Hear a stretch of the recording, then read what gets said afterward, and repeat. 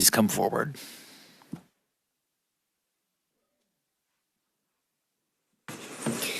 My name is Stacy Cay. I'm from Kansas City. I'm a transgender woman. I think I'm the first transgender woman to testify today. I was raised on a farm in rural Arkansas. From my earliest memories, 2 years old, I wanted to be a girl. I told my parents this is a child. Because of this, my parents homeschooled me to isolate me from the rest of society, and when I became a teenager, they sent me into a conversion camp in Indiana. They told me to hide this part of myself and forced me to grow up as a teenage boy. My dad was a doctor, and despite the proven efficacy of hormone replacement therapy at reducing suicidal ideation in young people experiencing gender dysphoria, he refused to give me access to any of this care. Instead, I was put on every anxiety and depression drug available. But they never addressed the actual problem. I was a little girl being forced to live as a man. My teenage years were terrible. Living as the wrong gender is as horrifying as it sounds. When I graduated from college and got my own health care, I immediately started estrogen, and within a week, I was substantially happier than I'd ever been, and I never looked back. My only regret is that I wasn't able to start hormones earlier. It haunts me. There were 2 other closeted young trans women who grew up in my church, and they are both dead now.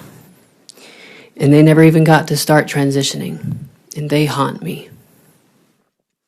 This bill seeks to doom every trans kid to the same thing we went through, even if they have loving, supportive parents and a team of doctors and psychiatrists who have recommended hormones. This bill puts the government in charge of these children's medical treatment. This is not the role of the government. This should be decided by their doctors, their parents, and the children themselves. I find it offensive that some of the representatives here refer to my health care as abuse or mutilation. The only abuse I received has been from people preventing me from receiving the care. I also want to point out that there are no trans people on this committee.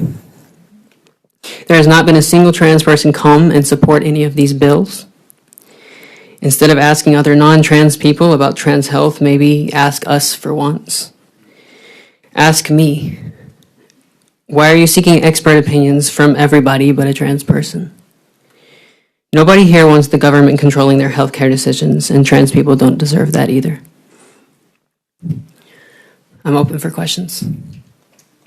Questions from the committee? Representative Meredith. Just thank you for being here.